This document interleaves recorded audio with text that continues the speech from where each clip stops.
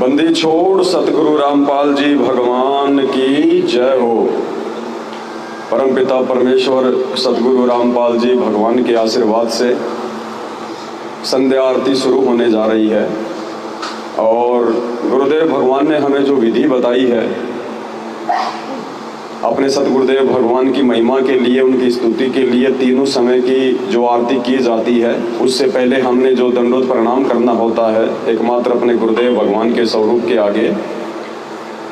और दंडवत की जो विधि परमात्मा ने बताई है कि अष्ट अंग से दंडवत प्रणामा, संध्या प्राप्त करे निष्कामा, शरीर के 8 अंगों सहित हमने कैसे सबसे पहले परमपिता परमेश्वर जी का जो मंत्र है उस मंत्र का जाप करके और फिर जो विधि परमात्मा ने बताई है अपने सतगुरुदेव जी के दर्शन करके उसके बाद आराम से हमने दंडवत करना चाहिए।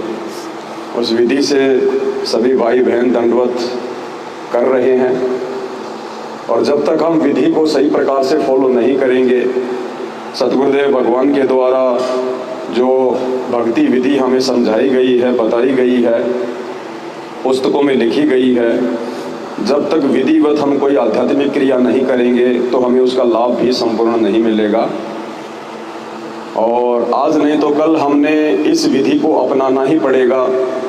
हमने गुरुदेव भगवान की प्रत्येक आज्ञा का पालन करना ही पड़ेगा, तब कहीं जाकर हमें इन आध्यात्मिक क्रियाओं का पूर्ण लाभ मिलेगा। परमात्मा हम पे प्रसन्न होंगे, हमारी भक्ति बनेगी, आत्मा ऊपर को चलेगी। और ये सौभाग्य साध संगति से जुड़े हुए सत्सेवक भाई बहनों को नसीब है। परमात्मा के आशीर्वाद से साध संगति में बैठकर हम इन्हीं बातों पर चर्चा करते हैं, डिस्कस करते हैं, एक दूसरे भगत भाई बहनों को समझाते हैं। सुयोग्य भगत का यही काम होता है कि वो स्वयं भी अपने गुरुदेव के वचन पर चले और अपने भगत भाई बहनों को भी समझाते हुए आगे लेकर चले, अपने साथ में लेकर चले।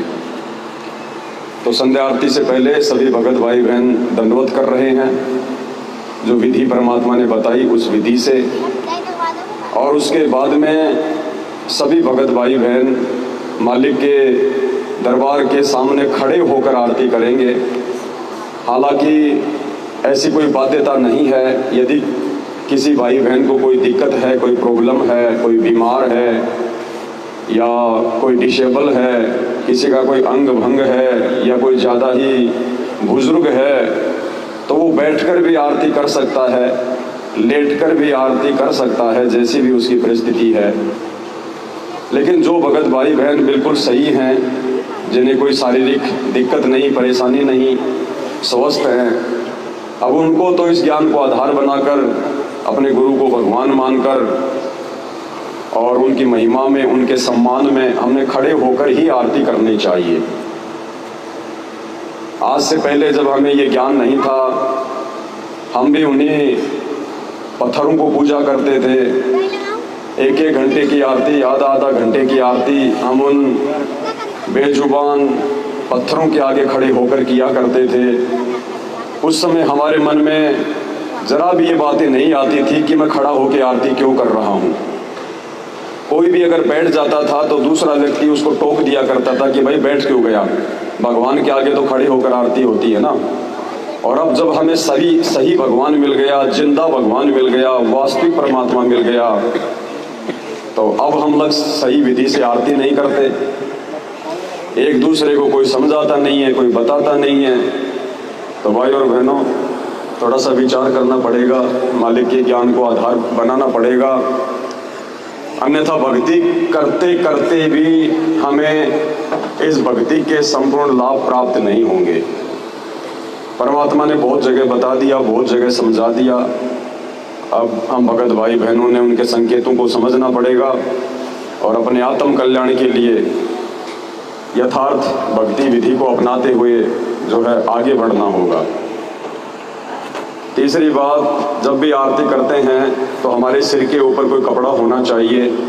माता बहनें तो पहले से ही अपनी चुन्नी वगैरह रखती हैं, कोई दिक्कत नहीं, लेकिन जो भगत भाई हैं उनको अपने सर पर कोई रुमाल या कोई कपड़ा या कोई टॉवल वगैरह उनको रखना चाहिए, क्योंकि हम भगवान के आगे खड़े होकर आरती कर रहे हैं। और ये नियम है कि परमात्मा के लिए जो आरती करता है उसको सम्मान के लिए अपने सर पर कोई वस्त्र रखना ही होता है। जैसे हम लोग भोग की आरती करते हैं उन आश्रमों में, अब उन आश्रमों में जब भी भोग की आरती होती है 42 मिनट की, तो सब अपने सर पर एक कपड़ा बांधते हैं। क्यों बांधते हैं? क्योंकि वो सब ये मानते हैं कि मैं जिसको भोग लगा रहा हूँ, दाढ़ी मूछ वाले उस कबीर जी की फोटो को जो भोग लगा रहा हूँ, तो वो ये सोचते हैं कि ये भगवान है, ये परमात्मा है, ये कबीर जी। इसलिए सब लोग उस फोटो के आगे जब भोग की आरती करते हैं तो सर के ऊपर वो कपड़ा बांधते हैं। और जब बात आती है तीनों समय की आरती की, तो कोई भी अपने सर के ऊपर वस्त्र नहीं रखता है। क्यों? क्योंकि उस समय उनको लगता है कि जो मैं आरती कर रहा हूँ मैं अपने गुरु जी की कर रहा हूँ, और गुरु जी भगवान नहीं है, गुरु जी कोई परमात्मा नहीं है। इसलिए आश्रम से जुड़े हुए लोग तीनों समय की आरती में सर पर कपड़ा नहीं बांधते। और जब दाढ़ी मूछ वाले उस कबीर जी की फोटो को भोग लगाने की बात आती है तो सब अपने सर पर सफेद जो है कपड़ा बांधते हैं और वो खड़े होकर आरती भी करते हैं। लेकिन हमने ज्ञान आधार से पहचान लिया कि हमारा भगवान, हमारा परमात्मा वो दाढ़ी मूछ वाला वो कबीर नहीं है। हमारा रियल परमात्मा, रियल कबीर हमारे गुरुदेव भगवान हैं।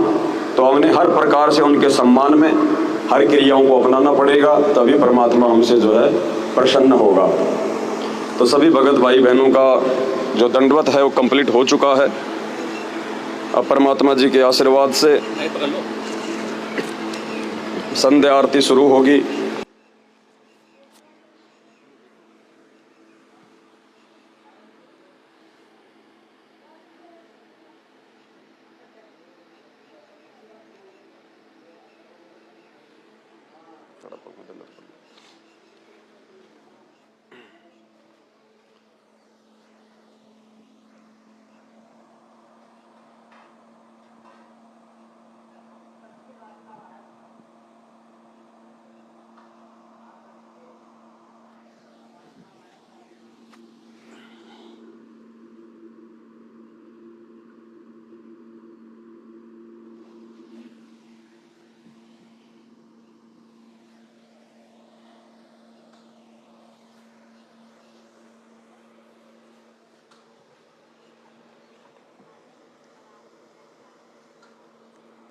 मेरे गुरुदेव भगवान, भगवान दीजो काट काल की फांसी। मेरे गुरुदेव भगवान, भगवान दीजो काट काल की फांसी। आवे गुण किए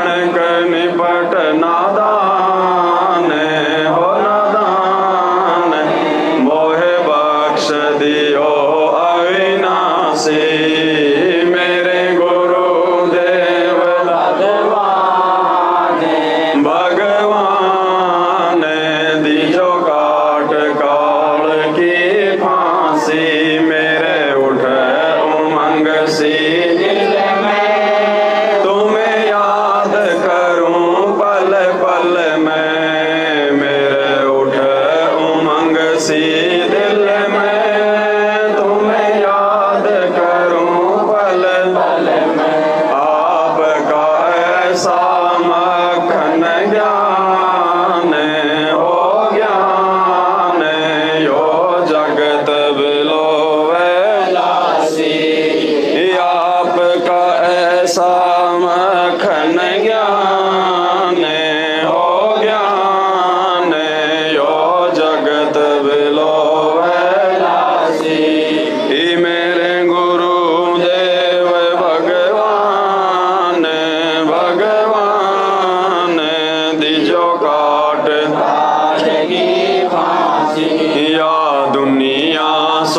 से सोवे थारा दास उठ के रोवे या दुनिया सुख से सोवे थारा दास उठ के रोवे मेरा मेटो आवण जान हो जान या करियो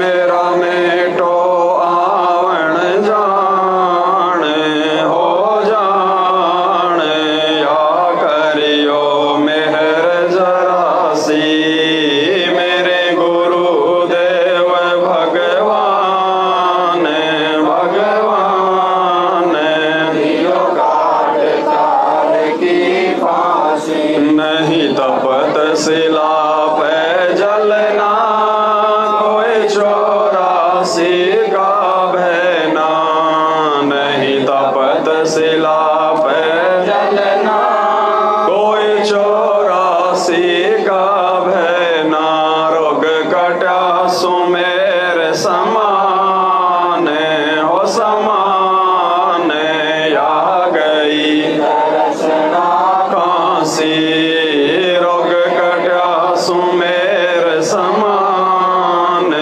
हो समान या गई